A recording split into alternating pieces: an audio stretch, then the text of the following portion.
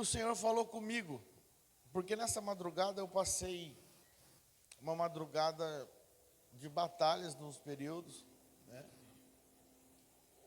E toda batalha espiritual ela vem com ataques de afronta e medo. As trevas sempre vai trabalhar com você no medo. Por isso que no amor não há medo. Nós somos livres do escravo, somos livres do medo. E durante eu repreendi, eu orei, falei, Senhor, você não provém de ti. O medo não é do Senhor. Nós somos valentes e valentes avançam. Amém? E aí hoje, quando eu estava preparando para tomar o banho, o Senhor falou no meu espírito uma frase, que toda a estabilidade ou qualquer sentimento de estabilidade que esteja fora da pessoa de Cristo é muleta de Adão. E muleta, o que é muleta, querido? É quando você não está bem para andar, você coloca uma muleta e você anda com ela. Quantas pessoas já passaram por tratamentos de traumas cirúrgicos que tiveram e começaram a andar com muleta, e daqui a pouco passa 6 meses andando com muleta, o médico fala, não, larga a muleta fora, você não precisa mais dela. Aí a pessoa vai andar e fica com medo, porque ela fica escorada na muleta. Então, eu tenho uma palavra para você nessa noite. A tua estabilidade não está na empresa que você trabalha, querido. A tua estabilidade não está naquilo que você ganha. A nossa estabilidade está em Cristo. Ele é a nossa fonte. Ele é a nossa fonte. E Cristo é a nossa estabilidade. Ah, não, pastor, minha estabilidade está no emprego ganhando 10 salários mínimos. Irmãos, eu já ganhei mais do que isso na minha vida e isso nunca foi estabilidade. Porque você pode estar ganhando 10 salários mínimos hoje e acha que isso é estabilidade e amanhã você não está ganhando mais. A empresa dispensa você e você vai ficar tranquilo em casa, pensando naquilo que o Senhor vai derramar sobre a sua vida. O Senhor é a nossa fonte, irmãos.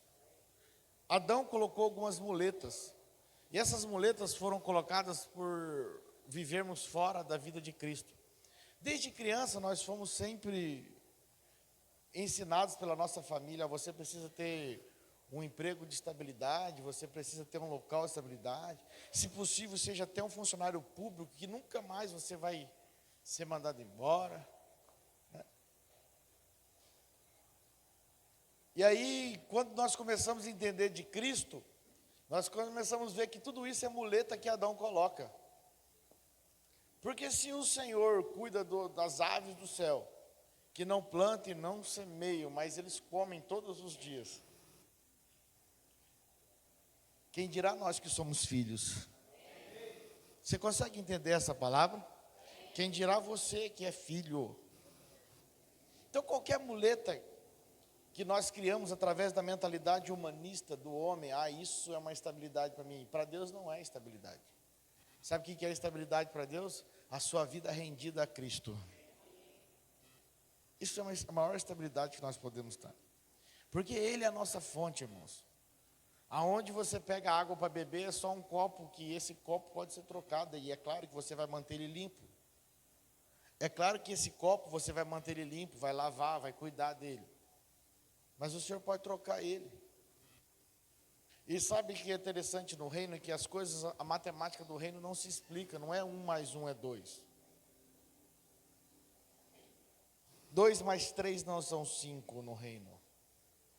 2 pães e alguns peixes, ou 2 peixes e alguns pães, alimentou uma multidão. Se você for ficar servindo ao Senhor, querendo fazer a matemática da terra, irmão, não dá. A matemática do reino é diferente da matemática que você vive, que eu vivo, que eu aprendi na escola. Na escola eu aprendi que 1 mais 1 é 2, mas no reino eu aprendi que 1 mais 1 é tudo.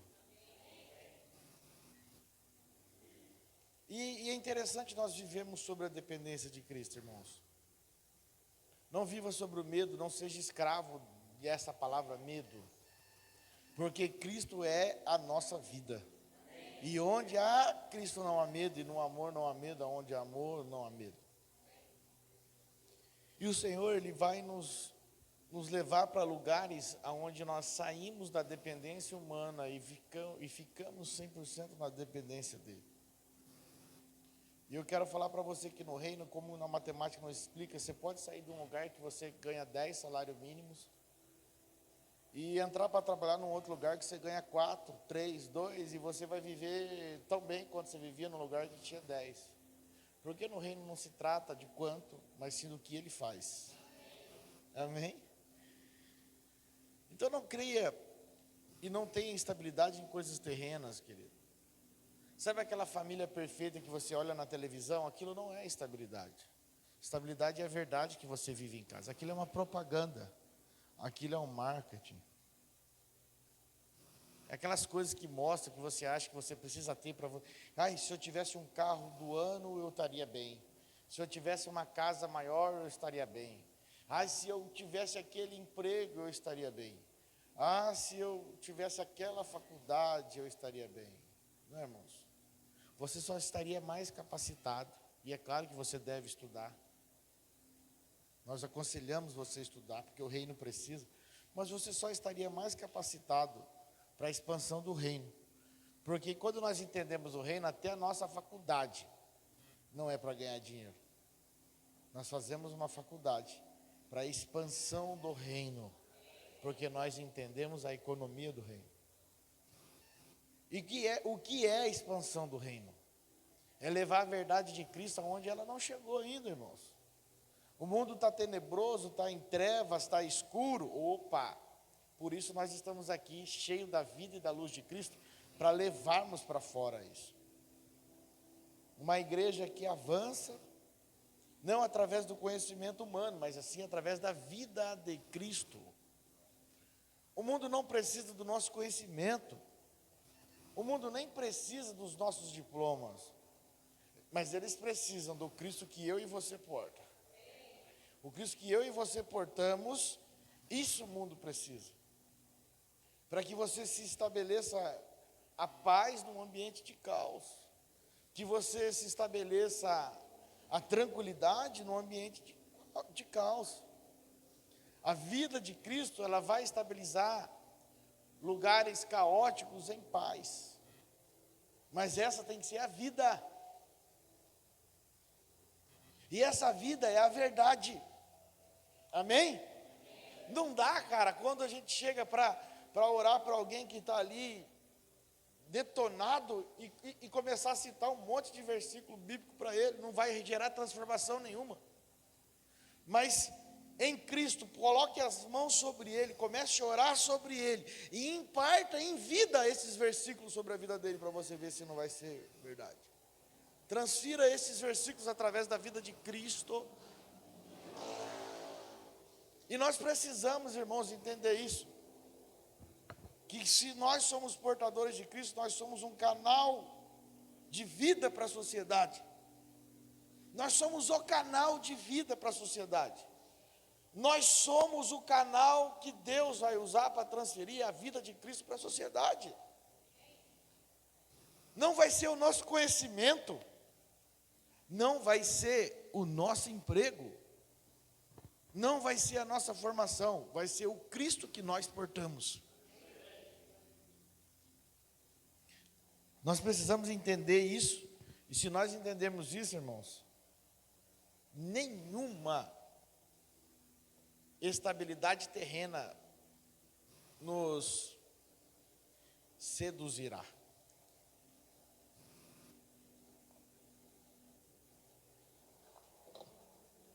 Nós não devemos ser seduzidos por coisas terrenas. Nós devemos viver a verdade do reino e entender espiritualmente em qual lugar nós vivemos. Amém? Este é um conselho que eu quero deixar para você hoje. Não fique pensando que isso que você almeja é uma estabilidade. Não é uma estabilidade. Isso é uma muleta. é uma muleta.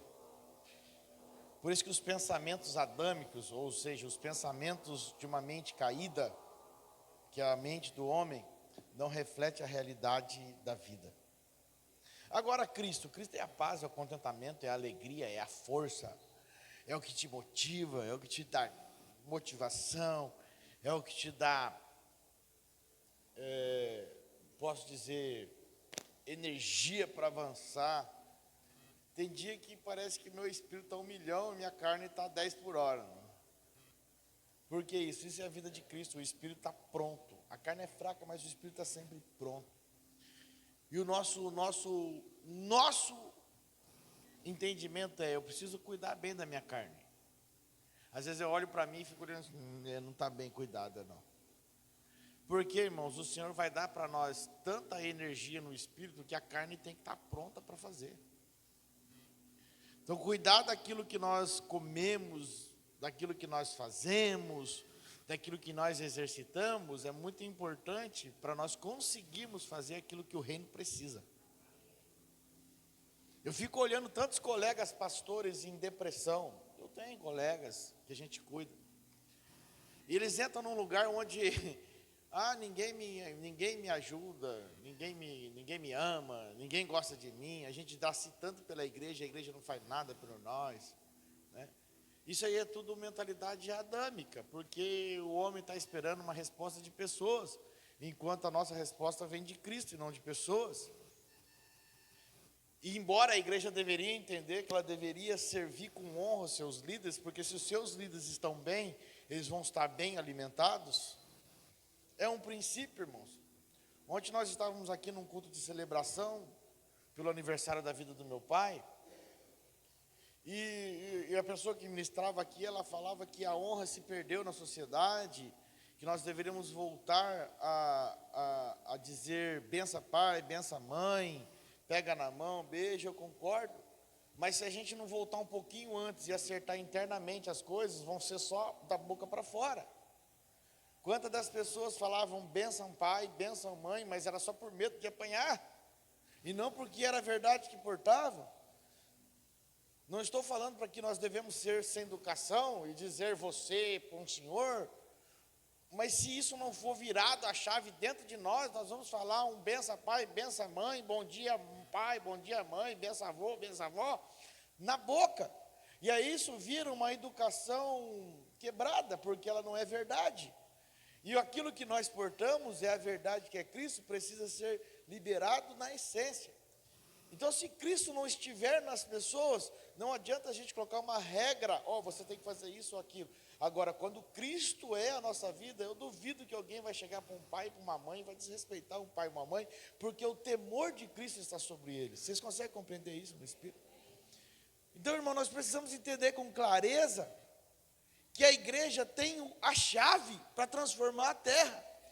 A igreja tem a chave para governar, não é o Estado. Hoje eu falava para um professor, no almoço, o meu irmão fez um almoço para o meu pai de aniversário, e nós estávamos lá, e tinha um cunhado do meu irmão que é professor, e eu falava para ele, filho, a igreja tem a chave para governo. Se você for olhar muitos anos atrás, quem cuidava da educação era a igreja, quem cuidava da saúde era a igreja, e todos os outros detalhes era a igreja. Aí depois as ideologias foram tirando isso da igreja e foi passando para o Estado, e aí virou uma bagunça. Porque o Estado não sabe fazer isso, mas a igreja precisa estar pronta para fazer isso, porque não tem como a gente fazer sem preparo. Quem consegue entender isso? Então, mas só através de Cristo nós vamos estar prontos para isso. Eu falei para ele assim, o meu maior desejo é que a igreja volte para esse lugar. Deixe o Estado legislar, mas quem vai cuidar do povo é a igreja. Quem vai dar educação é a igreja, quem vai dar saúde é a igreja. Já pensou a igreja fazendo isso? Você consegue compreender isso? Os filhos na escola vão ser cuidados por professores que estão fluindo da vida de Cristo. Eles não vão ter tempo para entortar e fazer bagunça das trevas. O que eles vão entregar para os nossos filhos é educação pura, de qualidade, e ainda mais fluindo de Deus. Aí vai sair falando, vai sair bilíngue da escola. Vai falar o português e a língua do céu. Ei, você não crê nisso não? Ei, nós cremos nisso. Nós amamos isso. Você já pensou? Vai ter a luz, vai o pai e a mãe leva até a maternidade. Quando a enfermeira pega o bebê, ou o médico pega o bebê e fala assim: Senhor, esse aqui é mais um filho teu que será abençoado. Você está entendendo isso? Ei, eu vou te destravar hoje, nessa noite, para isso, querido. Mas nós estamos preparados para isso? Nós temos que estar preparados, irmãos. Diga comigo, o governo não sabe governar. Porque isso vem do céu, irmãos. Isso foi entregue ao homem quando o Senhor colocou Adão na terra e falou assim: Adão, eu te entrego o governo. O danadinho, loucamente, querendo coisas diferentes, entregou para Satanás. Aí Cristo vem apaixonadamente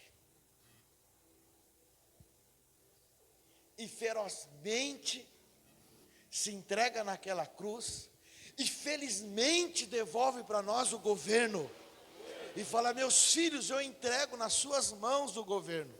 Vocês conseguem compreender isso? Eu entrego. E aí a igreja está assim: e agora? Ele entregou o governo e a gente não sabe governar. Aí eu falo para você, levante sua mão. Você sabe, porque você porta a vida dele, e ele é a mente que vai te dar governo. Ele é a sabedoria que vai te dar governo. A mente de Cristo vai produzir em você governo. Você consegue compreender isso, irmão? Que loucura é falar do reino. Que loucura é falar de Cristo. Não, irmãos, não é loucura não. É loucura para o mundo. É loucura para quem se perece. Para nós é poder de Deus. É governo. É transformação. De uma identidade. De um povo e de uma cidade. E quando nós entendemos isso, nós entendemos com clareza de onde nós viemos, para que nós viemos e para quem nós servimos. Cara, quando Paulo fala lá assim que nós fomos eleitos em Deus, escolhidos em Deus desde antes que o mundo se formasse, irmãos, isso não sai da minha cabeça. E às vezes a gente fala que os irmãos ficam religiosamente ouvindo essa passagem. Eu quero que você se destrave. Você foi escolhido em Deus antes que a terra fosse formada. Você foi escolhido em Deus antes que ele fizesse o boneco e chamasse de Adão. Você foi escolhido em Deus, você foi gerado nele antes de tudo isso. O homem foi gerado em Deus antes de tudo isso. A criação foi criada pelo falar, mas o homem foi gerado em Deus antes da fundação do mundo. É a palavra. Você foi gerado em Deus. Entendeu isso? Nós fomos gerados em Deus. Você não foi criado, você foi gerado. Você foi gerado. E é por isso que Ele habita em nós, porque nós somos gerados nele, querido. Quando nós entendemos o processo da criação, que o Senhor forma aquele boneco, sopra o fôlego de vida naquele boneco, Ele está soprando a sua própria vida naquele boneco, e está devolvendo aquilo que foi gerado nele, para que o homem governe. E aí Paulo fala assim: eu fui escolhido em Deus, antes da fundação do mundo, eu fui gerado nele, antes que o mundo fosse criado. Depois ele para e fala assim: também fui separado por Deus no ventre da minha mãe. E fala assim: eita, então quer dizer que eu fui gerado em Deus e Deus me separou para alguma coisa? Sim. Quando Ele te separa no ventre da sua mãe, Ele está falando assim: chegou o tempo daquilo que eu escolhi você, filho, antes da fundação do mundo. Chegou o tempo de você realizar. Por isso que você foi escolhido antes, foi separado agora. Mas você precisa de uma coisa. Você precisa que a revelação do meu filho em você seja a maior. Ou seja, que você atinja a plena estatura, a plena maturidade. Aí Paulo fala assim: então, eu fui escolhido em Deus, fui gerado da minha mãe, mas quando aprouve a Deus revelar seu Filho em mim, aí eu estava pronto para exercitar o ministério que eu fui escolhido, fui separado e chamado. Você consegue compreender isso? Então, todo o propósito da igreja governar é a maturidade. Para a igreja poder governar, você já foi escolhido para isso. Se você está aqui e eu estou vendo você nessa noite, é porque você já foi separado para isso também. Tem alguns que foram escolhidos que não chegaram ainda. Por quê? Vão chegar, está chegando, daqui uns 2 meses, mas já foi separado. Só pode ser separado aquele que vem, aquele que sai, aquele que nasce.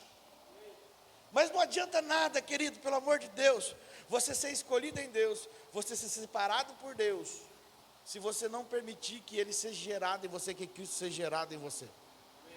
É processo. Cristo é gerado em nós através da palavra que é semeada, e quando eu creio nela, eu deposito nela a esperança, e Cristo vai sendo gerado em mim.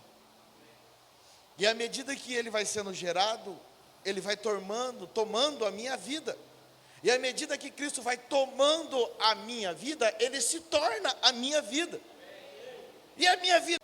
E se nós morremos com Ele, nós ressuscitamos com Ele. Se eu ressuscito com Ele, você está conseguindo entender o que é governar através de Cristo?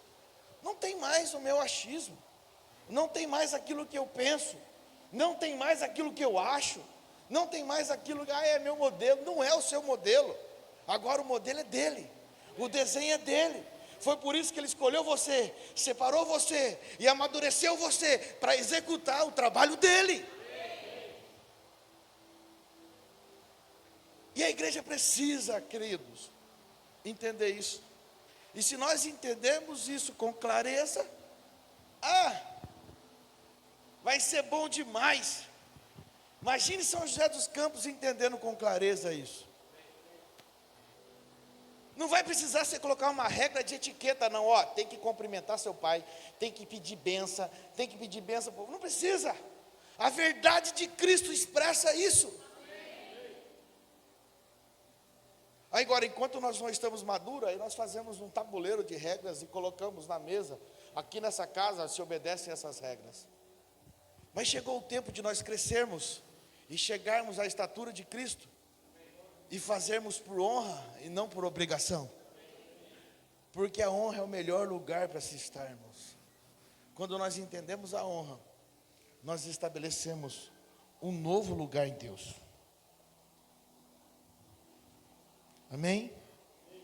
Abra a sua Bíblia comigo em 1 Crônicas, capítulo 14.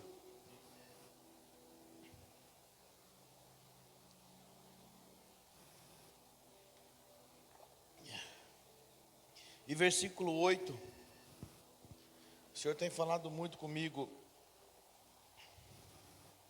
sobre a edificação do reino de Davi.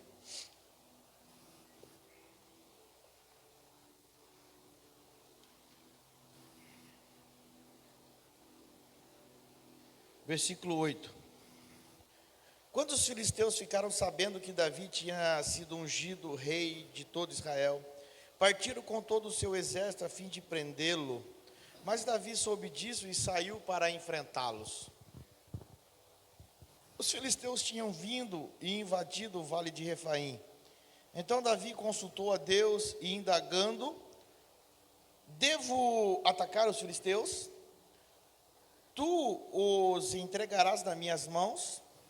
E o Senhor respondeu: ataca, pois eu os entregarei nas tuas mãos. Em seguida Davi partiu com os seus soldados e chegaram a Baal-Perazim, ou Baal-Perazim, onde Davi o derrotou e exclamou: Deus dizimou os meus inimigos da mesma forma que uma grande e inesperada enchente terrível causa destruição. E por esse motivo deram àquela região o nome de Baal-Perazim, Senhor que rompe os obstáculos. Como os filisteus haviam abandonado seus ídolos naquele local, Davi ordenou que fossem todos queimados. E os filisteus voltaram a atacar o vale novamente, Novamente Davi busca e consulta a Deus, que lhe responde: agora, pois, tu não os atacarás pela frente, mas dá a volta por trás e ataca-os de fronte às amoreiras. Assim que ouvires um barulho de marcha por sobre as copas das amoreiras, sairá a batalha, porque Deus terá saído adiante de ti para ferir todo o exército dos filisteus. Davi procedeu exatamente como Deus havia orientado, e eles derrotaram todo o exército dos filisteus, desde Gibeão até Gezer. Diga comigo assim: proceder exatamente como Deus orienta. Amém? Tem uma chave aqui, viu, irmãos? Sabe o que é interessante, irmãos? Que filisteu só invade lugar abandonado. Filisteu, ele é covarde. Filisteu trabalha por meio da intimidação.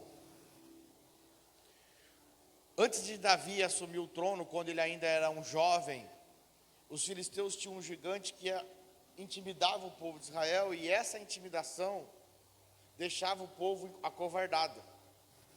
E o filisteu, ele percebe quando você está acovardado em meio a uma intimidação. A tática filisteia, né, era intimidação. E o povo de Israel se amedrontava pelo tamanho daquele filisteu e ficavam intimidados, até que chegou um cara valente, um menino valente, um jovem valente, falou: "Ei, você está louco? Esse cara não sabe com quem está falando. Não vem fazer pressão psicológica para cima de nós, não. Nós vamos para cima desse cara, rei.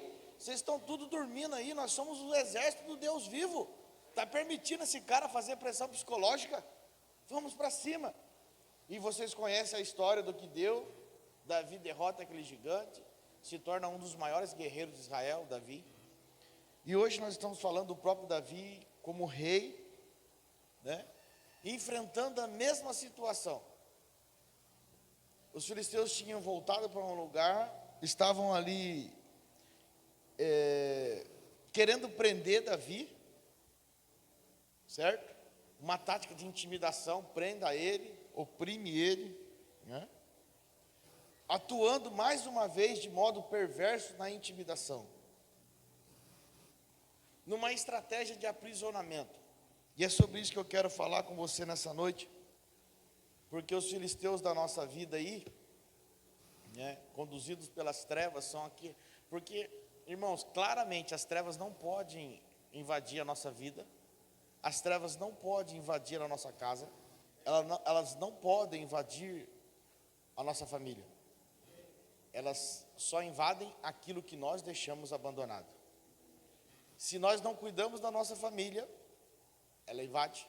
Se nós não cuidamos da nossa vida espiritual, ela invade.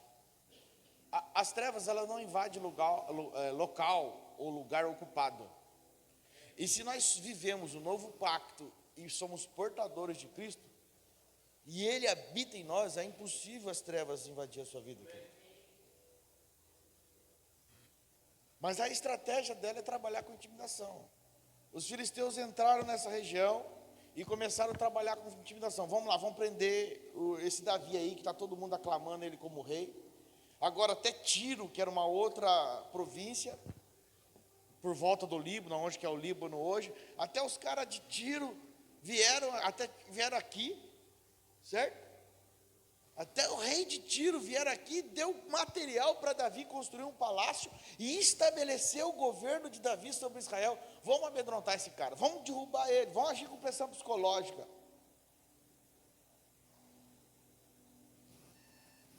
Vamos aprisionar a mente dele com pressão psicológica. Porque essas pressões psicológicas, irmãos, elas servem para aprisionar mentes em lugares terríveis. Um dos maiores problemas da sociedade hoje: depressão, ansiedade, síndrome do pânico, São pressões diárias que as pessoas se rendem e acabam sendo aprisionadas em lugares terríveis. E um dos maiores problemas que a igreja tem enfrentado hoje é não saber enfrentar problema. Porque o evangelho nosso, que nós ministramos por muito tempo, foi tão barato que só ensinava você vai vencer, você vai conseguir, mas ninguém treinava você para vencer. A gente gritava em cima dos púlpitos, você vai vencer, a vitória é sua, e todo mundo dava cambalhota e pulava, mas ninguém colocava ninguém com a espada na mão e falava assim, para vencer tem que lutar, vamos treinar? Vamos treinar? Pega a espada aí, vamos treinar aqui. Um valente não se forja sem treino. Um valente não se forja sem preparo. E o filisteu sabe dessa deficiência, querido, que alguns têm, e começa a invadir, e perseguir, e aprisionar. As trevas sabem disso, e começa a aprisionar com cadeias mentais, com estruturas mentais. Eu não posso, eu não consigo, eu vim de uma família pobre, eu sou de uma classe excluída na sociedade, tudo que eu faço não dá certo, eu já montei 3 empresas e já faliu 4. São estrutura das trevas. Eu formei em 3 faculdades e não deu nada. Saia desse lugar. Sabe o que Davi fez com esses caras? A palavra fala, você está vindo? Senhor, posso ir? Posso. Desce a porrada, desce, vai lá que eu estou contigo, você está entendendo? Davi não ficava chorando, o gigante. O Senhor falou para ele, pode ir. Agora, você acha que foi legalzinho? Ele chegou lá e falou assim, sai. Diz que o Senhor dizimou os seus inimigos, mas foi de boa. Ele foi vitorioso sem luta. Ele foi vitorioso sem avançar. Ou ele só olhou e deu um sopro. Querido, eu quero hoje ser aqui um ativador na tua vida hoje.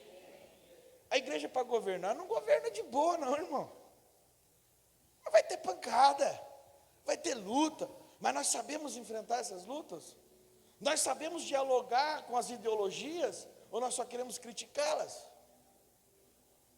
Nós estamos preparados para enfrentar alguém que tem um pensamento diferente do nosso, para ser bem claro, né?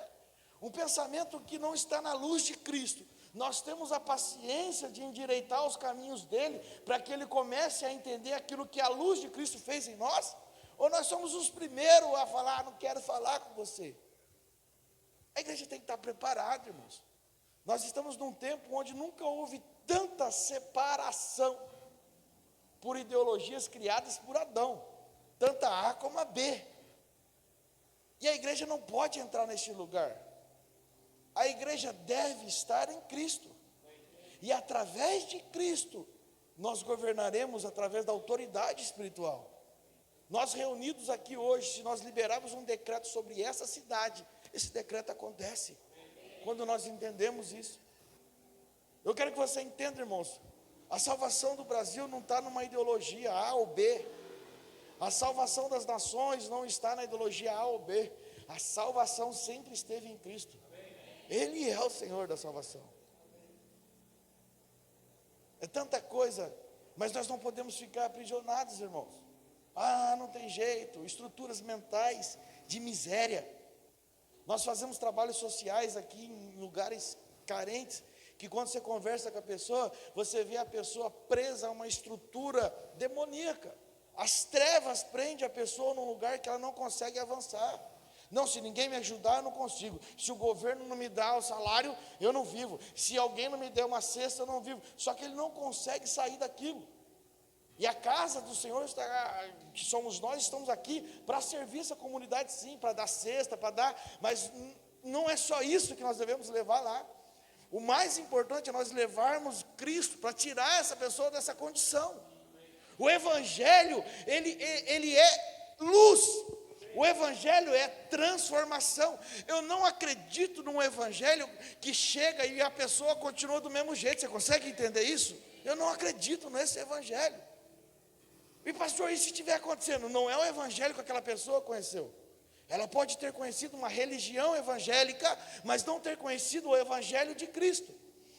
Mas como que nós vamos produzir isso nessa geração? Só através da vida de Cristo. Se eu tenho a verdade de Cristo e porto esta verdade, terei condições de transformar vidas, sim.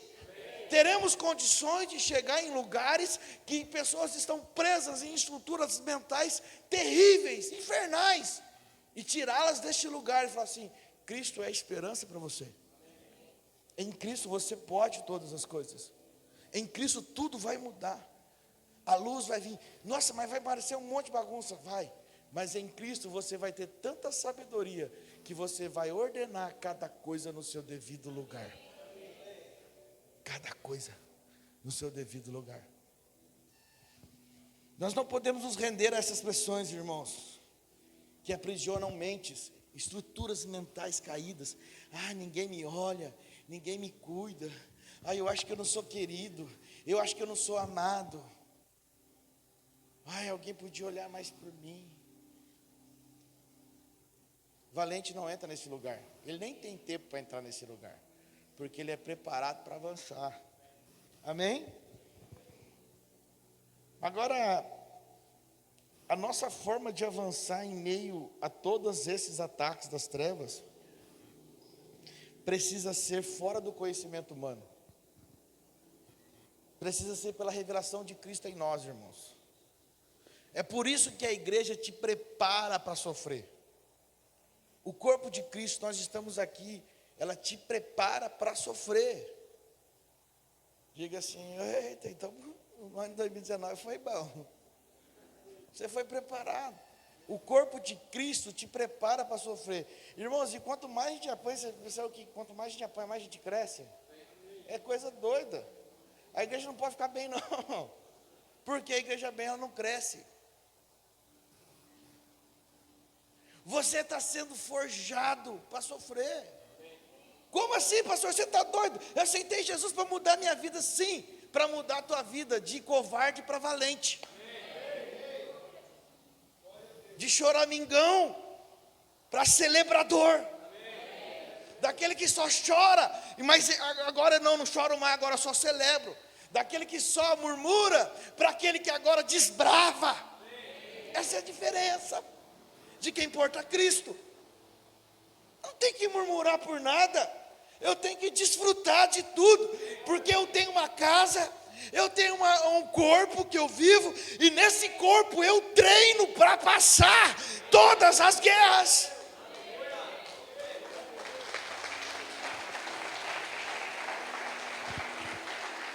Todas as guerras. E quando eu entendo isso, eu avanço. Eu não fico chorando. Já pensou os valentes de Davi, quando no começo eram 3 caras só, que guerreavam junto com ele, no meio lá da lavoura, no meio dos trigos, não, da cevada, e eles e Davi escondidos, e derrotaram os filisteus. Esses caras não choraram, falaram assim: ó, abandonaram nós, Davi, largaram a gente, Davi, aqui no meio. Não, os caras partiram para cima, e a ousadia deles conquistou mais 35, aí foram 37, depois desses 37, chegou um exército, foi crescendo,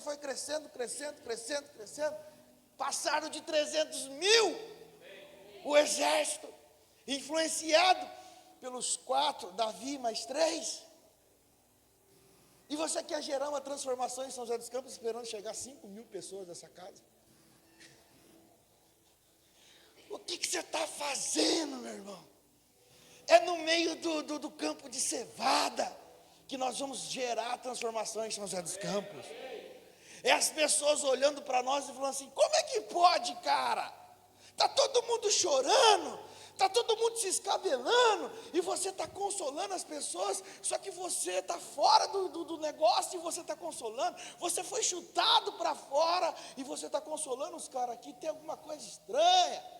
Não tem estranho não, está tudo certo, porque a paz que excede todo entendimento está ancorando a minha alma, porque Cristo é a esperança nossa. Hebreus fala que nós temos Cristo como a âncora da nossa alma, as nossas emoções são estabilizadas nele, não tem outro lugar. Então quem sabe governar aí, querido, levanta a mão quem sabe governar. É você que sabe governar. Não é o prefeito? Não. Nós votamos nele, escolhemos, mas não é ele que sabe governar, irmão. Nós escolhemos ele. Quem governa é a gente. Como assim, pastor? Não entendo nada, o senhor é muito maluco. Sou, irmãos. Para quem não entende o reino, eu sou maluco. Você está numa casa apostólica e profética. Você está numa casa que flui por visão de reino. Não, pastor, o que eu mais quero é ir embora dessa terra. Calma, irmão, tem muita coisa para você fazer para Cristo. Mas o senhor não vai falar do arrebatamento? Para quê? Eu já estou com ele. Para quê? Mas o senhor não tem medo? Medo do quê? Eu vivo nele, eu estou nele, aonde ele estiver. Você está entendendo? Para de fazer terrorismo com as coisas sérias. A igreja faz terrorismo com coisas sérias. Se todos nós estivermos na estatura de Cristo, não há medo, querido. Porque onde Cristo está, tu também. Você está entendendo?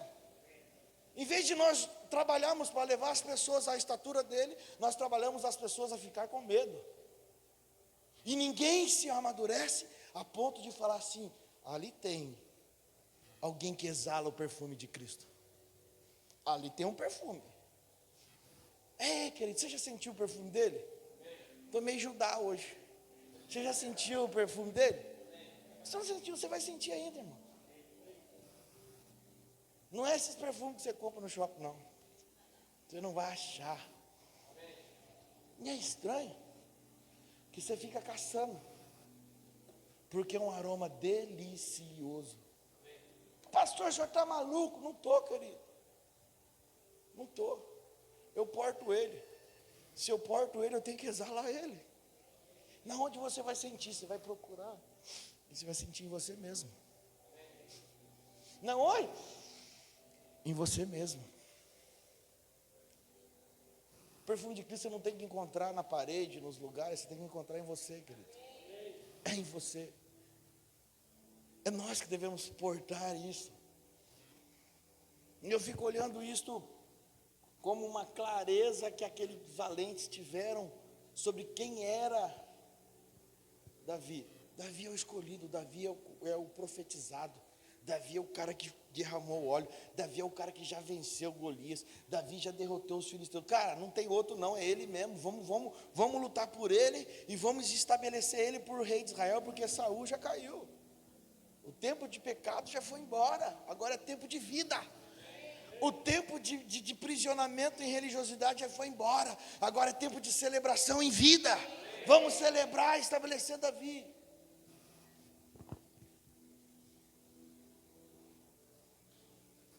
Por isso, querido, que nós devemos estar com os nossos ouvidos atentos. Que ouvido, pastor? Teu espírito tem que estar atento para você discernir e ouvir o desenho de Deus. E Deus vai definir a forma correta de agir. Davi falou assim: Senhor, os filisteus invadiram lá, posso atacar? O Senhor falou: pode, e vai e arrebenta que eu estou contigo. Ouviu o Senhor, viu o desenho, como é, Senhor? Como que nós vamos colocar o exército? Como que nós vamos colocar a cavalaria na frente, a infantaria? Quem que nós vamos colocar? Os arqueiros, hoje é a infantaria, né? Lá na época era... É os arqueiros, ou é os da espada, ou é os que lançam pedra, porque no exército de Davi, Davi era um ótimo atirador de pedras. No exército de Davi se formaram ótimos atiradores de pedra. Por quê? Porque os filhos aprendem com o pai. Filhos aprendem com o pai. Os caras olharam, mas não, a gente é bom de espada, a gente é bom de flecha, mas esse cara é bom de atirar pedra, nós vamos aprender também. Nos ensina. O exército de Davi tinha homens bons de manejar a espada, tinha homens bons de lançar flechas, e tinha homens bons de lançar as pedras. Então deixa eu fazer desceu aqui agora. Tinha homens bons de manejar a espada, tinha homens bons para dar destino aos filhos, as flechas. E tinha homens bons para lançar Cristo, que é a rocha que destrói toda a religiosidade.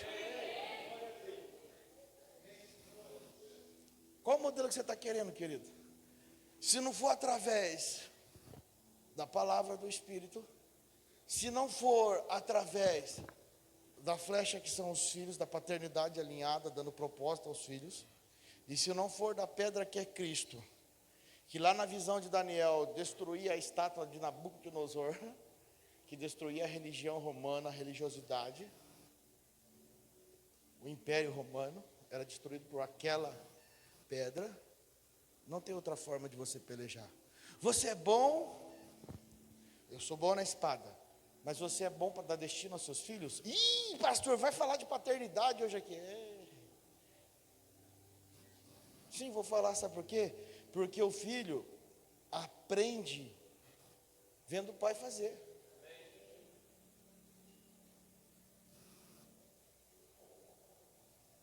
Você é bom de dar destino? Não, pastor, eu dou todas as orientações. Eu não estou falando de dar orientação. Orientação o seu filho já está tendo na escola.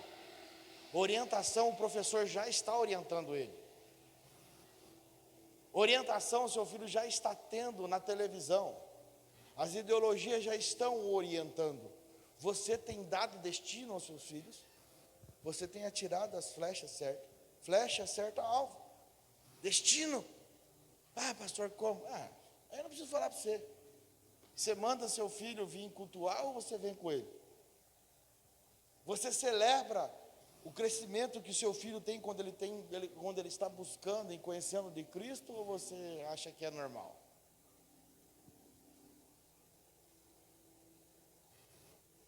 Primeiro, maneje bem a espada. Segundo, seja um pai de destino. E terceiro, seja lançador da pedra que é Cristo. Você só vai lançar se você tiver ela.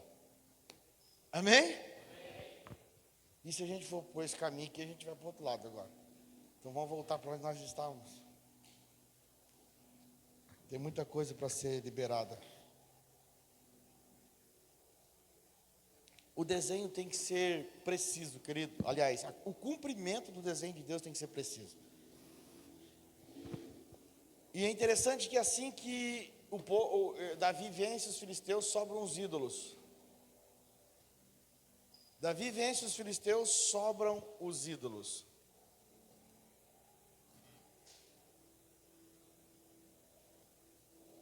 Aí é o negócio. Porque ídolo só pode ser queimado. Como assim, pastor? Qualquer altar que não é estabelecido a Deus só pode ser queimado com adoração. É fogo. Alguém entendeu aqui? Sobraram-se os ídolos. Então vão queimar eles. Cara, você não... Como que você destrói a idolatria? Não é dando porrada nela não, irmão. Teve um pastor aí, coitado, né? Ficou doido, né? Foi na frente da televisão quebrar, né? Aí deu um problema danado. Tiveram que tirar ele do Brasil até, porque senão o cara ia morrer. Querido, como que você destrói com a idolatria? Aumente o fogo da adoração.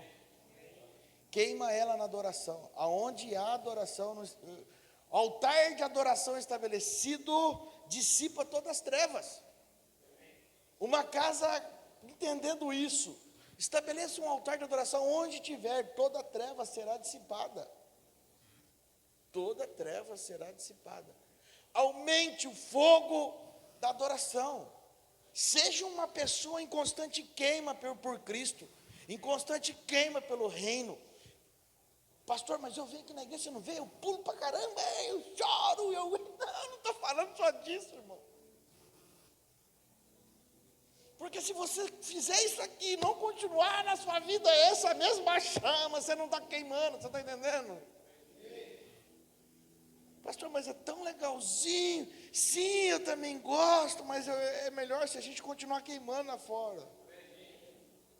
Então eu não posso celebrar. Não, irmão, aqui você deve mais do que celebrar, porque se você vier queimando mesmo de fora, você vai ver o que você vai fazer aqui. Os vizinhos vão chamar a polícia para nós, de tanto que você vai queimar aqui. Porque vão olhar, vão chamar o bombeiro, vão achar que está pegando fogo na igreja. Você está entendendo? Está pegando fogo lá na MEG. Por quê? Porque já tinha um povo que estava queimando durante a semana e se reuniram no final de semana. Você consegue compreender isso? Nossa, se nós estivermos queimando, não tem altar de idolatria, irmãos. O altar de idolatria que os filisteus montam, e aí você vai falar assim, nossa, então é os ídolos. Não, é os ídolos gospel que você tanto celebra, que você tanto gosta. Se você aumentar o fogo da adoração, não vai haver ídolos gospel. Você vai conseguir discernir no espírito quem importa a Cristo e quem importa a fama.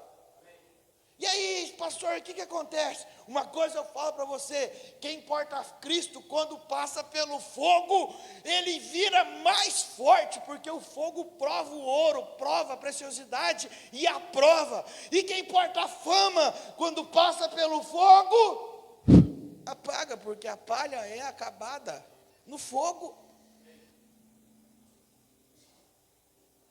Por isso que você tem que ser um bom manejador da espada, do arco e da flecha e da pedra. Os guerreiros, os valentes do reino, manejam bem a espada, manejam bem o arco e as flechas, e manejam bem atirar pedras. E eu já fundamentei para você hoje, eu não preciso entrar aqui na palavra para falar para vocês, senão nós vamos ficar até amanhã aqui. Eu quero que você entenda isso no espírito. Os ídolos gospel, colocado por esse mercado gospel, por essa igreja gospel que se tornou, com esse modelo gospel que não transforma nada, só ajunta pessoas, mas não produz transformação. Você não foi chamado para ajuntamento, você foi chamado, meu Deus do céu, para um regimento, irmão. E regimento produz transformação, ele avança. Você é filho do rei. Como filho você é príncipe. E como príncipe você maneja bem a arte da luta. E você avança. Você sabe que você precisa avançar. Eu gosto muito de filme medieval, que eu fico olhando não tem um filme medieval que não tem uma guerra. Aí o senhor fala comigo, você acha que era fácil reinar? Tinha que defender o reino, querido. Eu falo, Senhor, e aí, o que nós estamos fazendo? Aí hoje o Senhor falou para mim, nada. Eu falei, como assim, Senhor? Hoje eu entrei era 5 horas da tarde, eu entrei dentro do meu quarto, era um pouquinho mais de 5 horas. Aí o Daniel estava tomando banho, eu estava na cama ali sentado, e eu comecei a falar com o Senhor, eu até chorei ali, porque eu falei, Senhor, o que nós estamos fazendo? Ele falou, nada. Eu falei, como nada, Senhor? Eu faço tanta coisa. Eu falei, ainda não, nada. Então, tá bom, Senhor. Aí eu fui sair para tomar banho, e ele falou assim, filho, fica tranquilo. Vou explicar para você porque você não está fazendo nada. Porque mesmo fazendo tudo, mesmo depois de você fazendo tudo, filho, se considere inútil. Porque o que eu fiz por você é muito maior do que todas as coisas. Amém, Senhor. Eu não estou fazendo nada mesmo. Me ensina a fazer mais alguma coisa. Me motive a fazer mais alguma coisa pelo reino, a queimar pelo reino. A sua adoração, ela continua pela chama que você queima por fazer pelo reino. Ai, pastor, como eu queria ser um missionário lá na Índia. Mas a igreja não me envia, a igreja não tem recurso.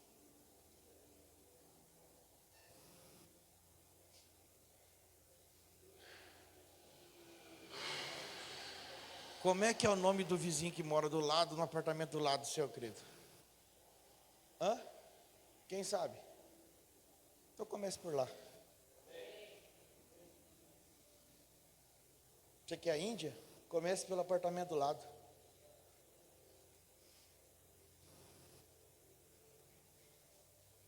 Ô pastor, pegou pesado, hein? Você quer a Índia, irmãos? Comece pelo apartamento do lado. Não, mas o meu chamado é para a Índia. Então, mas começa. Tudo tem um começo. Começa no apartamento do lado. Você conhece ele?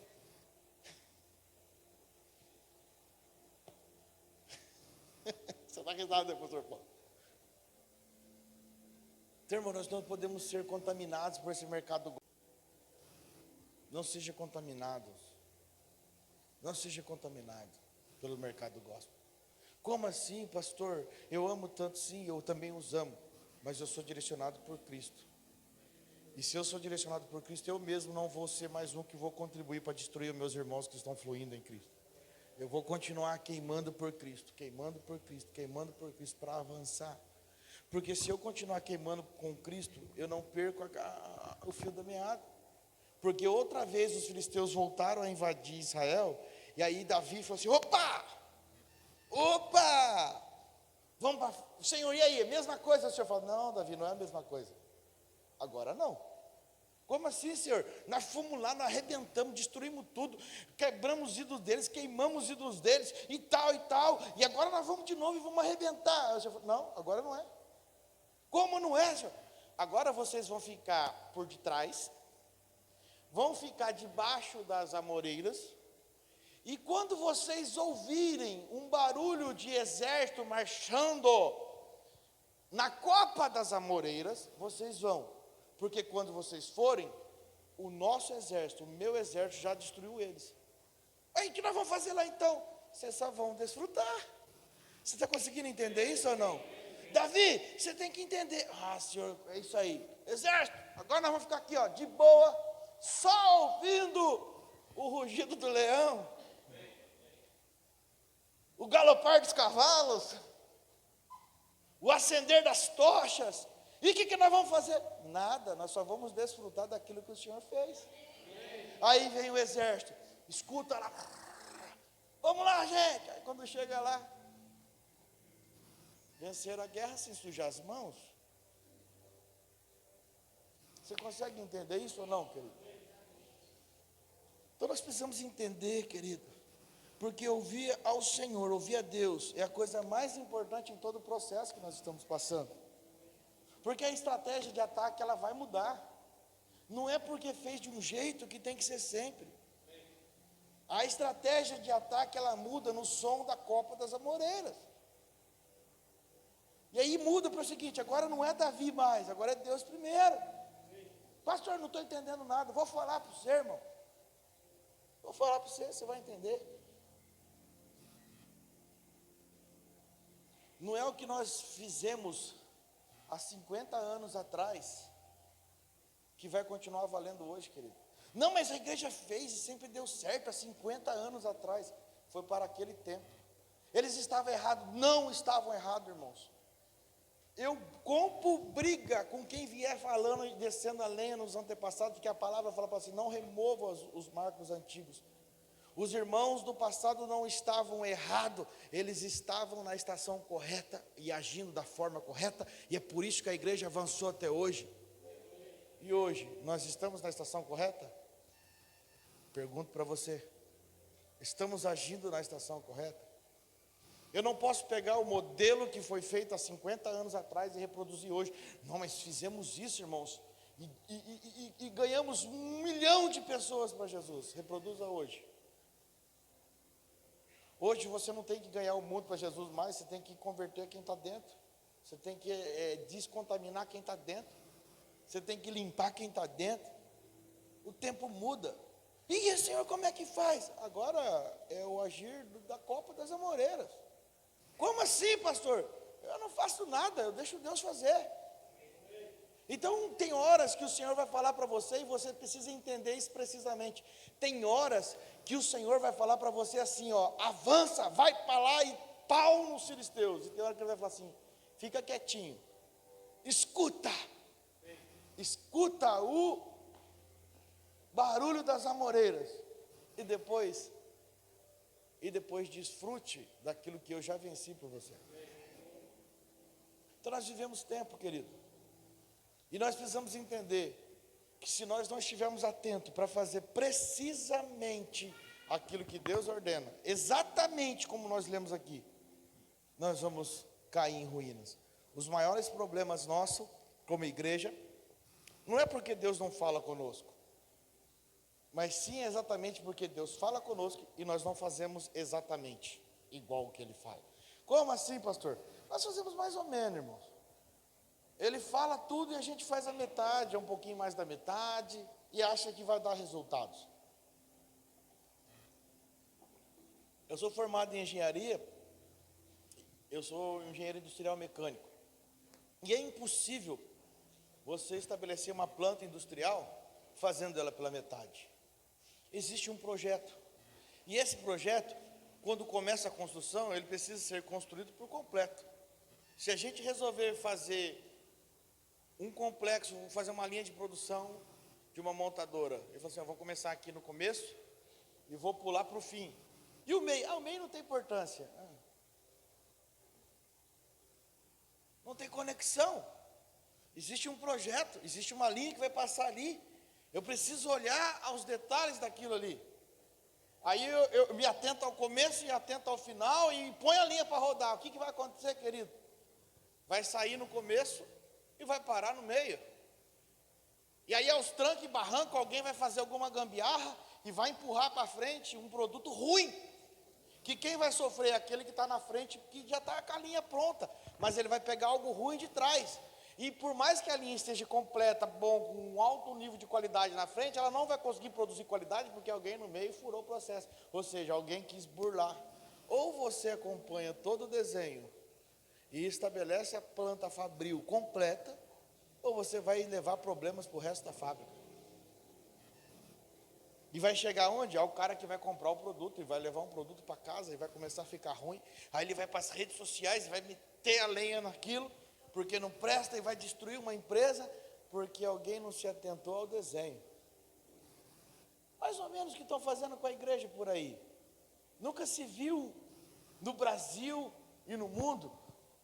Sabia que hoje nós estamos reunidos aqui? Existe uma outra quantidade maior do que essa que está em casa hoje, revoltada com a igreja? Que ama o Senhor, que gosta do Senhor, mas está revoltada com a igreja? Pastor, mas como assim? Irmão, porque a gente não lia o desenho correto, a gente não ouvia corretamente, a gente queria burlar os processos, e a gente focou tanto em encher, e traz ídolos gospel para os cultos, para encher, e faz movimentos para encher, e encheu as paredes de pessoas, mas esvaziamos as pessoas de Cristo, ao ponto delas chegarem a ser revoltadas com a igreja. E aí eu tenho que falar para elas, quando eu encontro uma pessoa dessa, irmão, você não pode ser revoltado com a igreja. Não, mas a igreja me fez isso.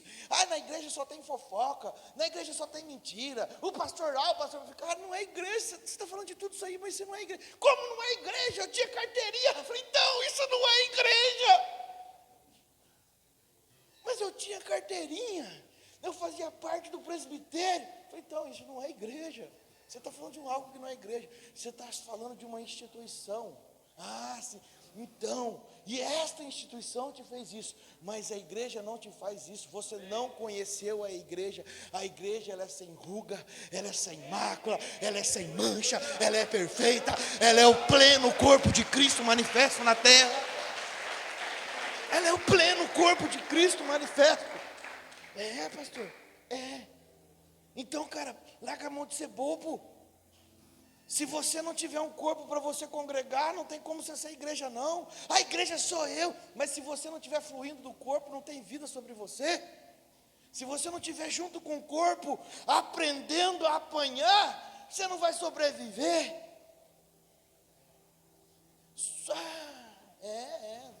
Porque no meio do corpo, quando você vai levar uma pancada, a mão te protege. Não é? Você vai levar uma pancada na barriga, o braço te protege. Mas eu sou barriga, pastor. Tudo bem, você é barriga, eu sou o braço para te proteger. Eu vou apanhar por você. E sabe de uma coisa? O braço é mais resistente para apanhar. Então talvez eu vou apanhar um pouquinho por você, para proteger você.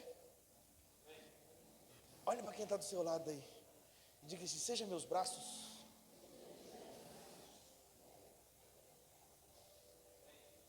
Não dá, irmãos, para sermos igreja fora do corpo. A igreja sou eu. Não existe isso, irmãos. Essa é uma outra estratégia adâmica e humanista que entrou no meio do movimento, até lutando por uma causa legal, uma causa louvável, mas com as ferramentas erradas. As pessoas se frustraram tanto de ver como que estava se tornando um ambiente religioso, uma estrutura religiosa, uma denominação, se frustraram tanto que ficaram com raiva da igreja, se frustraram tanto com uma denominação e ficaram com raiva de outra coisa, que é a igreja não tem nada a ver com isso. Pastor, não tem não, porque a igreja é a organização maior, a igreja é o filho, é o corpo corporativo, a igreja e Cristo, a igreja é o filho corporativo de Deus, irmãos. Não tem igreja fora de Cristo, não tem Cristo fora da igreja. Como assim, pastor, o senhor ficou doido? Fiquei. Porque Cristo é para os homens, e não tem como nós levarmos Cristo se não tiver a igreja. Você consegue compreender? O corpo de Cristo, que é a igreja, é Ele que leva Cristo para os homens, é Ele que leva Cristo para as nações. Se não tiver igreja, não tem corpo, não tem vida, e não tem Cristo. Mas eu não entendi nada. No céu não tem o Cristo? Não, lá tem o Filho de Deus. Sabe quem que você vai ver sentado lá do lado de Jesus? Quem? Do lado de Deus? Quem, pastor? Você vai ver Jesus, um judeu. Como assim, pastor? É Ele que você vai ser sentado ao lado. O Cristo foi dado para a igreja. O Cristo foi o que... Você está entendendo agora? O Cristo é a maturidade que a igreja precisa chegar. Ele chegou para dizer assim, olha, eu venci o mundo. Ei, Efésios 4, e Ele nos deu um para apóstolos, outros para profetas, outro para evangelista, outro para pastores e mestres, até que todos cheguem à unidade de fé, à plena estatura de Cristo, à plena estatura, maturidade. Te frustrei? Você queria ver um Jesus diferente? Você queria ver um Jesus gospel? Você queria ver um Jesus dos quadros? Não. Você vai ver assim como Ele era. E sabe de uma coisa? Por você ser tomezão, Ele vai falar assim, oi, dá uma encostadinha aqui. Encosta aqui, sente aqui. Então não existe igreja separada do Cristo, irmão. E não existe o Cristo separado da igreja. Ou você se conecta a Ele, querido, ou você vai ficar nesse lugar. E hoje eu estou aqui para te tirar deste lugar de miséria. Miséria espiritual. Um lugar que as trevas nos colocam, irmãos, de sermos excluídos. Eu falo para todo mundo aqui nessa casa, irmão, aqui a casa é nossa. Você não tem que ficar chegando e esperando as coisas não. Você chega e já vai pegando. A geladeira está ali, você já abre e já vai, porque você é filho. Mas tem gente que não entende. Tem gente que fica assim, você é filho, cara. E numa casa de paternidade, o filho desfruta de tudo que é do pai. A maior estratégia das trevas é te aprisionar num lugar de rejeição. A maior estratégia filisteias é te aprisionar num lugar de rejeição. Ninguém me olha, ninguém me vê, mas na verdade é eu que não vou, eu que não faço, eu que não quero, eu que não... Mas a treva inverte. Muda, é esse lugar que eu vou tirar você hoje, desse lugar de prisão. Filisteu queria aprisionar Davi, para Davi não avançar. E as trevas querem aprisionar você na ótica que você está enxergando. E hoje, através de Cristo, eu quero mudar a tua ótica e te colocar num lugar assim, todo mundo te vê, todo mundo te ama, a casa te abraça, nós somos braços para te proteger. E aí, pastor, você vai sofrer bastante, mas nós vamos estar junto com você. E você vai vencer, mas você vai sofrer, você vai lutar. Irmão, esse evangelho barato aí da vitória aí, do final do culto, esse evangelho barato da campanha de 7 dias, irmão, é tudo mentira, enganaram você, enganaram, pastor, enganaram, por isso que você não recebeu nada, por isso que só conquistaram na tua alma, só mexeram em você na tua alma, pegaram aquilo que já era óbvio e fizeram em você. O evangelho, querido, é vida, o evangelho é poder de Deus, o evangelho é braçada, é nadar assim, mar turbulento, mas chegar na praia assim, vivo, cansado, mas vivo. Esse é o evangelho. Nossa, eu nadei demais, estou cansado, mas eu estou vivo e por isso eu celebro. Esse é o evangelho. Este é o evangelho. Este é o evangelho. Este é o evangelho. Que eu sou apaixonado, que eu queimo por ele e desejo que você queime também. saber as estações, saber o tempo. Sabe, irmãos, há tempo para todas as coisas, e nós precisamos saber o tempo. Algumas estratégias que Deus nos deu nesta casa valeram muito, avançamos muito, mas talvez hoje não é mais o modelo, e nós devemos estar precisos. Sabe, porque eu vejo o Senhor avançando essa casa para São José dos Campos, eu vejo o Senhor conectando pessoas a essa casa. Então nós vamos precisar até mudar o nosso comportamento. Como assim, pastor? Comportamento de visão. Nós não podemos ter mais aquela mentalidade pequena. Nossa mentalidade é de governo, é toda a cidade. Não se faz mais só da minha casa, não se faz só do meu carro, não se faz só da... não é isso, querida, é da cidade. Cara, eu vou te libertar hoje. Pastor, eu tenho dificuldade para ir no culto, o Uber está caro. Eu vou te libertar disso, querido. Eu vou te tirar disso. Como? Através da vida de Cristo que há em mim.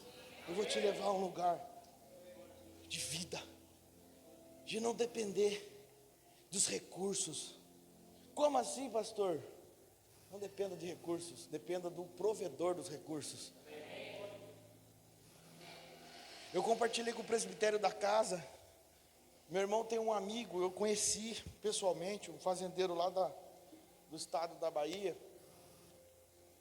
Um homem de Deus, o nome dele é Siegfried, é descendente de... Os seus pais vieram da Rússia, quando a Revolução Cultural da Rússia pegou forte, e eles eram um povo menonita. Um povo menonita é um povo que era muito, assim, eles eram muito santos, santificados, e aonde eles colocavam a mão para plantar, Deus prosperava, e eles serviam ao Senhor.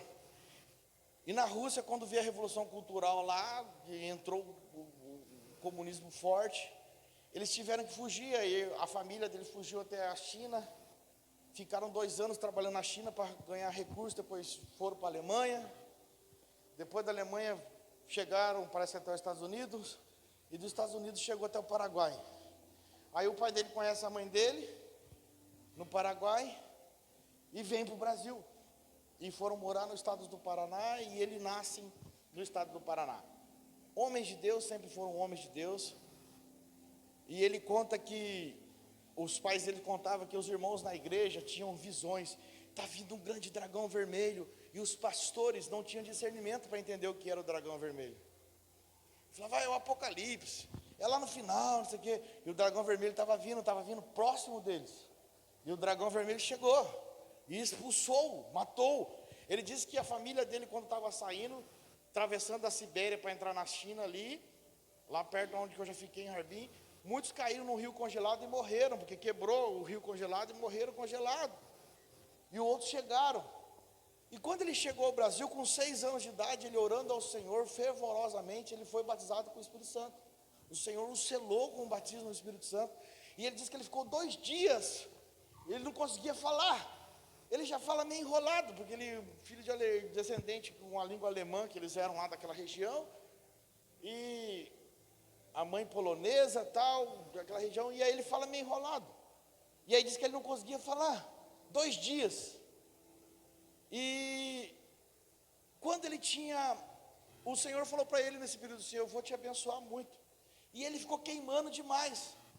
E ele falou com 11 anos, Senhor, eu sei que o Senhor me batizou com 6 anos de idade, então eu quero pregar o Evangelho, eu quero queimar pelo Evangelho, eu quero ser um grande evangelista, eu quero queimar, eu quero ir embora, eu quero dar minha vida. Aí o Senhor falou assim, não, filho, você não vai fazer isso. Como não? Você vai fazer mais do que isso. Eu vou te dar recursos, mas muito recurso, e você vai manter os evangelistas, vai manter as nações. E ele disse que quando ele ia dormir, ele dormia e tinha sonhos de plantações. E o pai dele, um pequeno fazendeiro, um pequeno sitiante, plantando meia dúzia de coisa.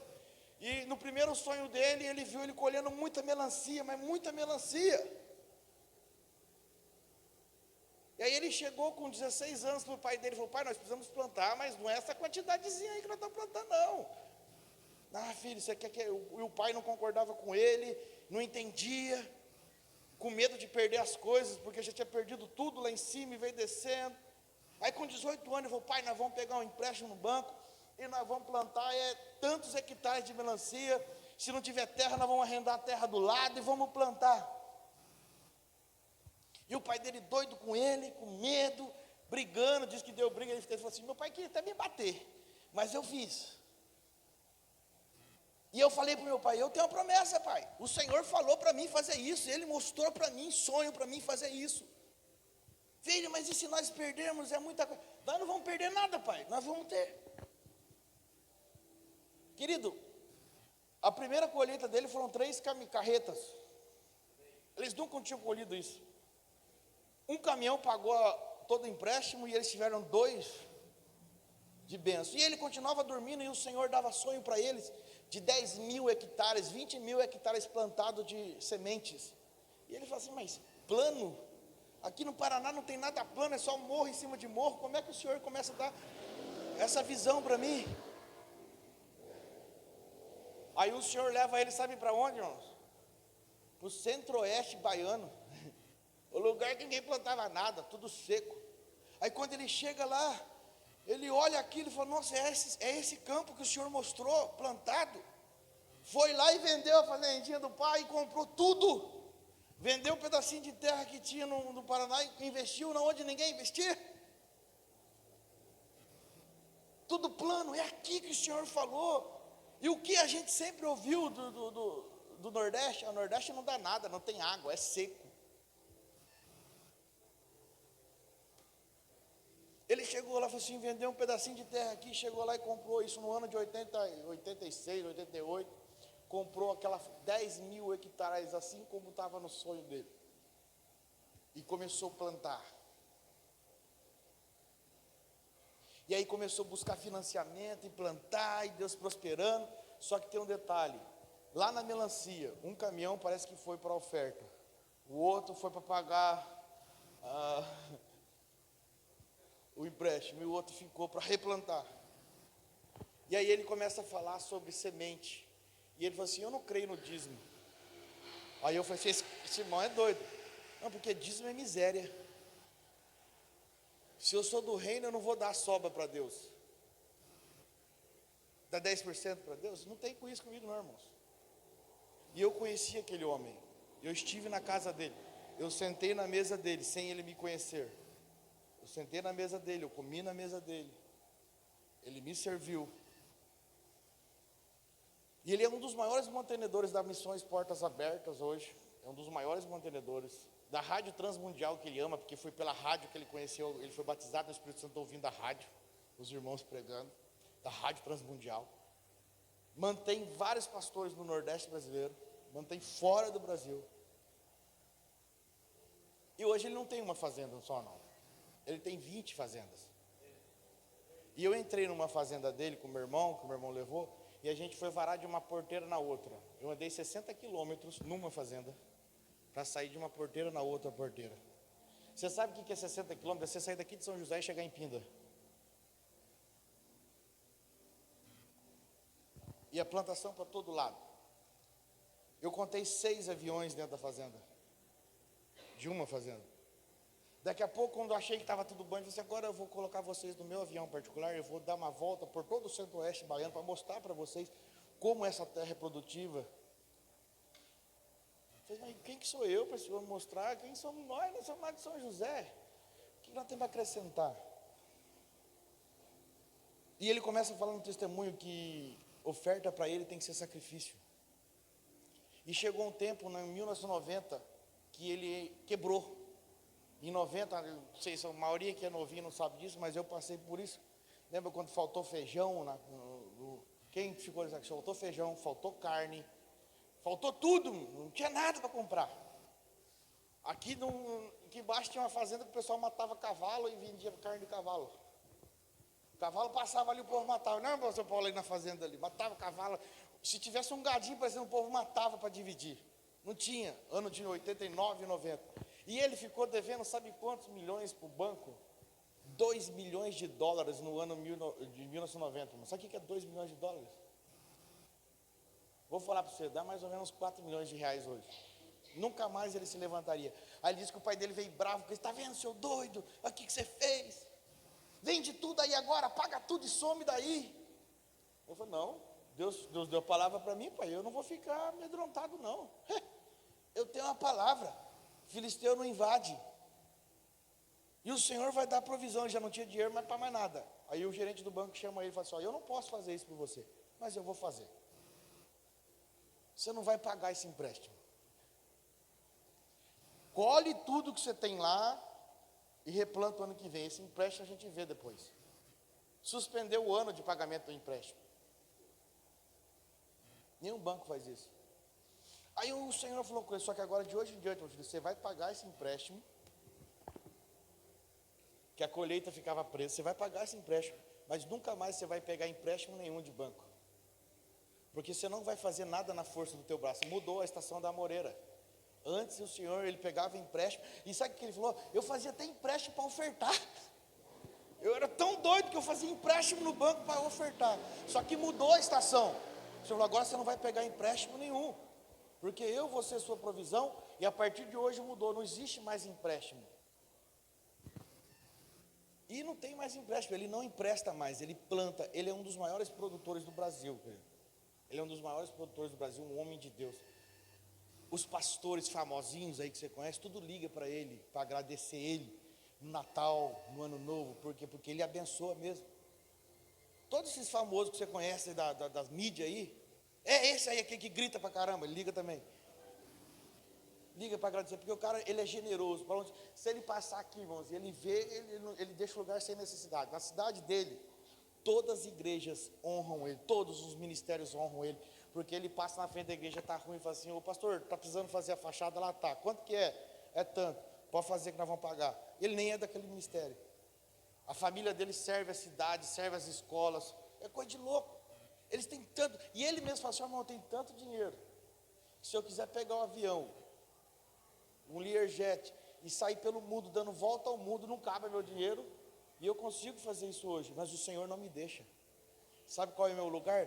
Dentro da minha fazenda, servindo os funcionários, dentro das fazendas, e quem chega lá, ninguém vai identificar ele como fazendeiro, porque o gerente da fazenda se veste melhor do que ele, e tudo ele compra à vista. Irmãos, e sabe uma coisa? Não tem seguro de nada, porque ele tem como primícia, que se tudo é do Senhor, a segurança dele está no Senhor, então ele não faz seguro de nada. E ele foi comprar uma máquina, aí a vendedora falou, mas o senhor não vai fazer um seguro, é tão baratinho, e era muito barato. Eu falei assim, moça, se você der de graça o seguro, eu não quero, porque se eu pegar esse seguro, eu vou sair fora daquilo que Deus falou para mim, eu estou vivendo há mais de 30 anos de uma palavra, eu não vou quebrar por um simples oferecer, ou seja, por um simples olhar do olho, é barato, é legal, que bom, né? Vou pôr seguro. Aí ele falou que comprou a máquina, e a maquinária agrícola, irmão, você não compra nenhum maquinário agrícola por menos de R$1 milhão, não existe nenhum maquinário agrícola de colheita por menos de R$1 milhão, os aviões que ele tem lá é tudo de R$1 milhão para cima. Aí quando ele chega na casa dele, uma fazenda A, o gerente liga, pegou fogo na máquina. Aí ele fala, sai Satanás, você não vai fazer eu fazer seguro não. Porque ele falou, claro, olha, as trevas também querem fazer você voltar atrás. Aí eles foram lá, arrumaram a máquina, apagaram o fogo, arrumaram, colocaram para funcionar. O outro liga, pegou fogo na outra máquina. Pegou fogo na outra máquina. Ele falou, não, você não vai. Ele disse que foi umas 3 máquinas naquele dia. E ele não tem maquinário velho. Mas a palavra que aquele homem tem de continuar, de investir no reino, de avançar. Irmão, você vê a honra que aquele homem trata os pastores. Quando eu cheguei naquela casa, e eu não fui como um pastor em 2009, eu fui como um irmão do juiz da cidade. O meu pai era o pastor. Você vê a honra que aquele homem tratou meu pai. Com tantos presentes que aquele homem e aquela família tratou meu pai. Eu fiquei olhando aquilo assim, não está precisando de nada, pastor. Não pode. Eu falei assim, mas como assim? Aí ele falou assim, pastor, nós entendemos uma coisa: a nossa fome, e eu fiz Jocum, a nossa fome era, ele fez Jocum, ele fez, eu fiz Jocum, e a nossa fome era para queimar nas nações, e o Senhor não nos deixou queimar nas nações, porque nós íamos manter. Então eu não posso ver um ministro passando necessidade. Mas se o Senhor não falar para mim, não tem como eu saber, mas não está tudo bem. Irmãos, um homem milionário. Agora, ele poderia fazer isso se ele não tivesse a vida de Cristo? Ele poderia ter esse entendimento se ele não tivesse a vida de Cristo? Ele poderia sair de uma terra fértil, que era o Paraná, e para ir lá no meio do oeste baiano. Sabe quem é um dos maiores produtores de grãos hoje no Brasil? Pesquisa a hora que você chega na sua casa. Centro-Oeste baiano. Sai carretas e mais carretas todos os dias para o porto de Salvador, lá do Centro-Oeste baiano. 1.100 quilômetros, todos os dias. Aquele homem, ele foi abençoado. Não, ele não só foi abençoado, ele abençoou um local inteiro. Porque não tem só ele de fazendeiro hoje, tem várias fazendeiras que plantam lá. Tem várias fazendeiras que semeiam lá. O agronegócio lá é forte, é rico. Eu vivia aqui em São Paulo e achava que aqui era legal. Quando eu cheguei para lá, eu falei, nossa, nós somos tudo favelado. De eu ver a fartura que eles vivem, a generosidade que eles vivem, a abundância que eles vivem, no meio da Bahia, no meio do Centro-Oeste baiano. E você vê homens de Deus prosperando por entender a visão do rei. E assim, nós não saímos. Nós temos um compromisso com essa cidade, nós temos um compromisso com o Brasil, nós temos compromisso com a nação brasileira. Nós temos compromisso com a verdade que é Cristo. Estão lá, irmãos. Agora, isso só é possível se haver verdade. Um menino com 6 anos, que foi batizado com o Espírito, que com 11 anos o Senhor falou para ele, você vai fazer isso. E ele entendeu na palavra e continuou caminhando. E a primeira coisa que ele fala no testemunho dele, honra seus líderes, honra seus pastores. Não é, pastor Paulo? E aí sabe o que eu entendo? Que não há falta de recurso para nós, irmãos. Há falta de posicionamento.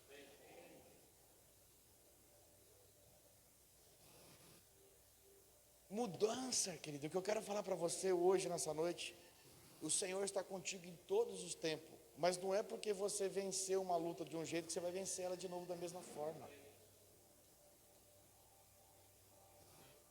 Você tem que estar de olho que mudou. Agora é estar debaixo da copa da moreira e escutar ele fazer.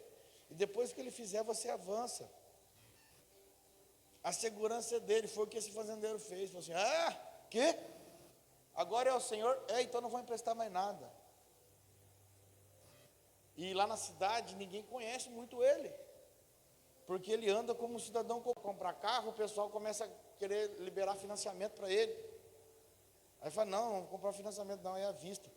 À vista mas eu quero 4 desses, tem? Porque é para levar para os gerentes das fazendas, está precisando trocar as caminhonetes deles, estão ruins, eu preciso colocar um para cada um para eles trabalharem. Tem 4 aí? Ixi, 4? Vai esperar uns dias aí, porque não tem 4 pronta entrega.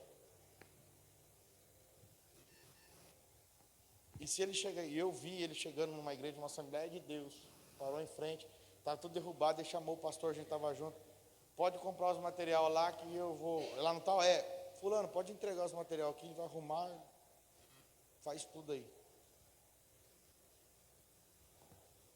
E não tem lugar denominacional para uma pessoa que está em Cristo, irmão. Não tem barreiras denominacionais para quem está em Cristo. Ele entendeu o chamado. Então o que eu quero falar para você hoje, não fique preso em estruturas mentais. A igreja me feriu. Não fique preso nessa estrutura, que essa estrutura é mentira. A igreja não te feriu. O que te feriu foi uma denominação. A igreja não pode te ferir. Eu só apanho. Mas você já venceu. É que você está tentando vencer da mesma forma que você venceu antes. E agora mudou a lei do jogo. Não é mais com a força do seu braço. Antigamente você não entendia em qual pacto vigente você atuava. Aí você fazia de tudo quanto é jeito. Hoje você entende que você vive o maior pacto da história da igreja, do maior pacto, que é Cristo fazendo por você. Então você só tem que agora desfrutar. Essa é a mudança da Copa das Amoreiras. que nós vamos fazer, igreja? Nós vamos ouvir o galopar dos cavalos, e depois nós vamos entrar no campo de batalha e celebrar e desfrutar daquilo que já foi conquistado. E hoje nós celebramos. Cristo já conquistou tudo para nós. O que mais eu quero para ser conquistado? Eu quero um emprego de 20 mil reais. Esquece aí, irmão, isso aí não é nada não. Isso aí é um mimo que ele te dá. Isso é mimo, mas não interessa. Sabe o que o Senhor vai fazer com você? Vai transformar você num grande empresário. Pastor, para quê, pastor? Para você largar a mão de ser dizimista e virar um tudimista. Como assim? Para você largar a mão de viver naquele 10% e viver na entrega. O que o Senhor falava para os... pastor, mas eu sou dizimista. Cara, isso aí os fariseus também fazem. Mas eu não estou falando para você fazer isso sem entendimento. Eu não estou falando isso para você fazer isso, irmão, forçado. Eu vou fazer porque Deus vai me dar. Não, você vai fazer porque você ama Ele mesmo, de verdade.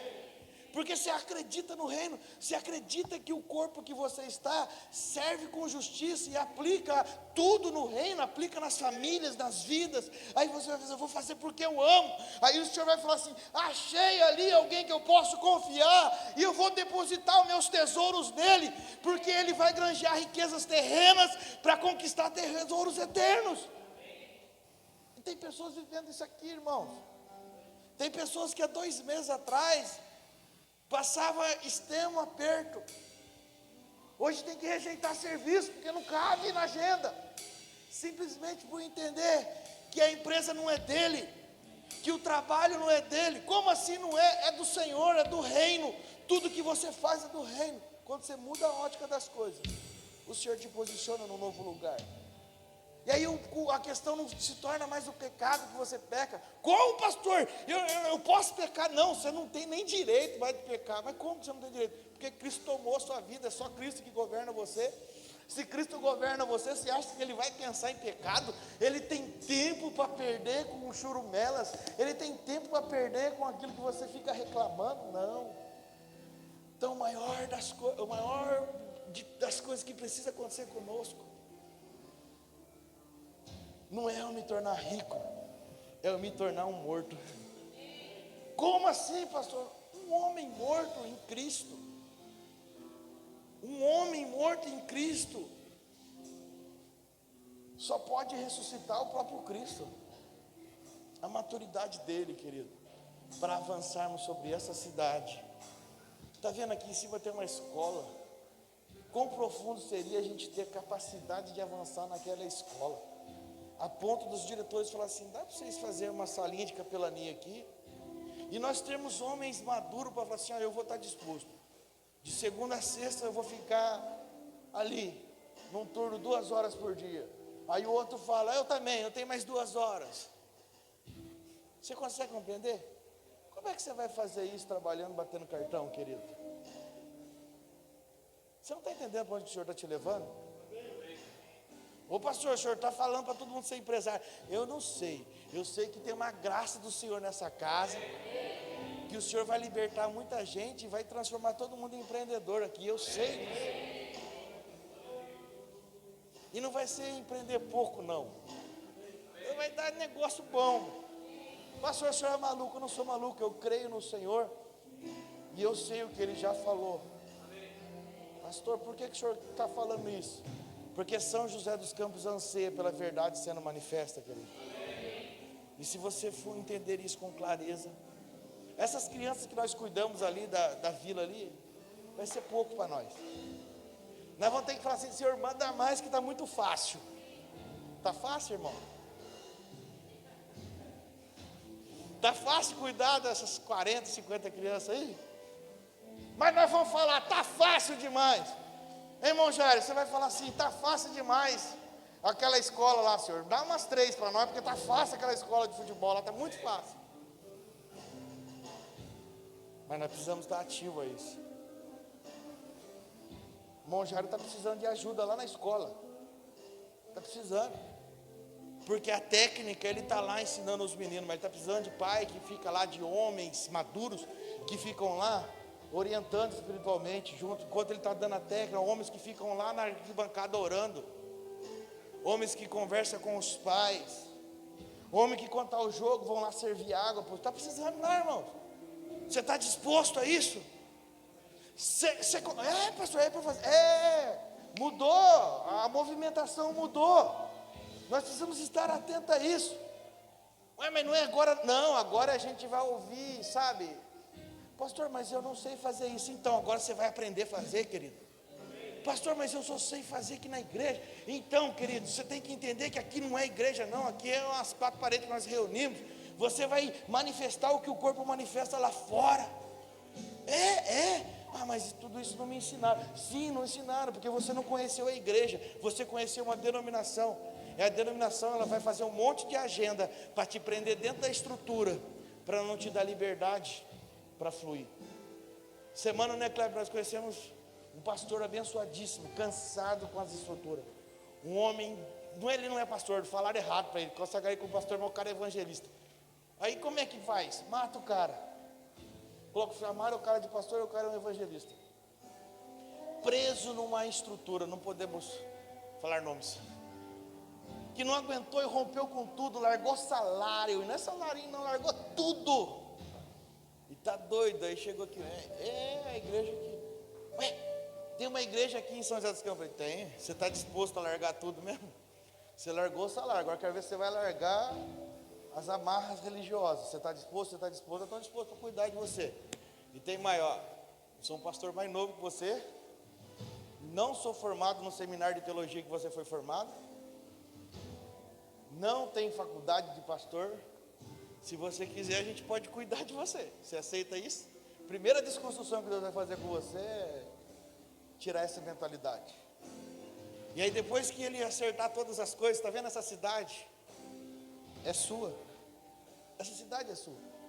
Porque o sistema engessa agendas estressantes sem transformação na sociedade. Quantos de nós vivemos assim, irmãos?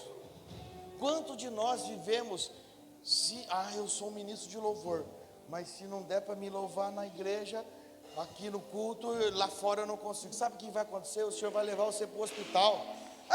Vai, não vai, Kleber? Vai, não vai? Vai levar você para o hospital com um violãozinho e cantar para quem está na cama. Mas como assim? Agora nós vamos ver a vida de Cristo que você tanto manifestou, curar pessoas. Eu só sei pregar. Então, agora você vai pregar nos presídios. Você está entendendo isso? Mas como assim?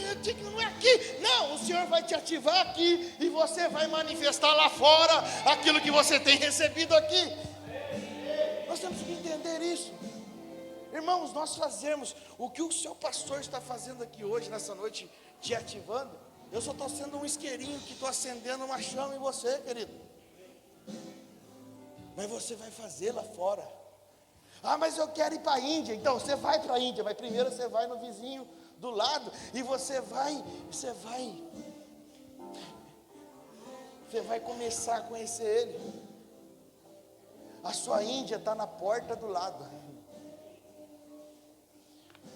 Diga comigo, o caminho para as Índias está no vizinho ao lado. Quem entendeu, aplauda o Senhor Jesus. Você que entendeu isso.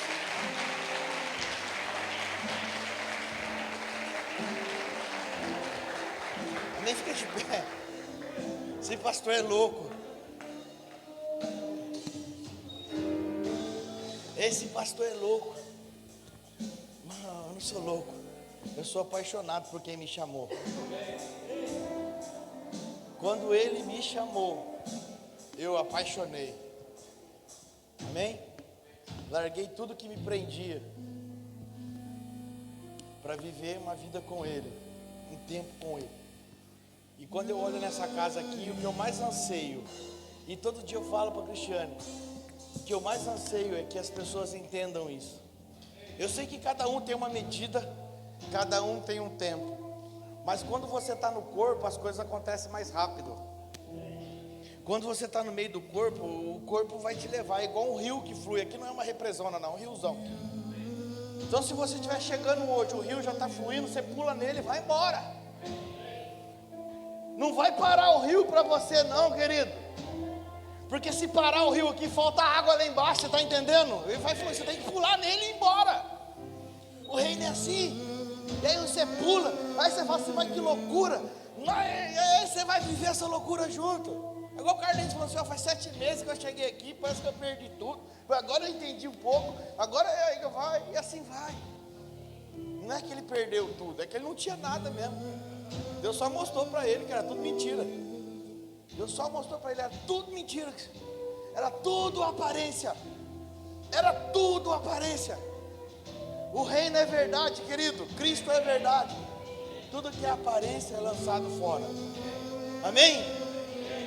Então eu quero ver, querido, você que entendeu isso. Eu acho que esses caras são meio doidos. O que vocês estão preparando aí? Então vai. Eu ver, né? Vai. Eu sinto o galopar dos cavalos, eu ouço o leão rugir, eu vejo o fogo das tochas marchando pra guerra. Eu sinto o galopar dos cavalos, eu ouço o leão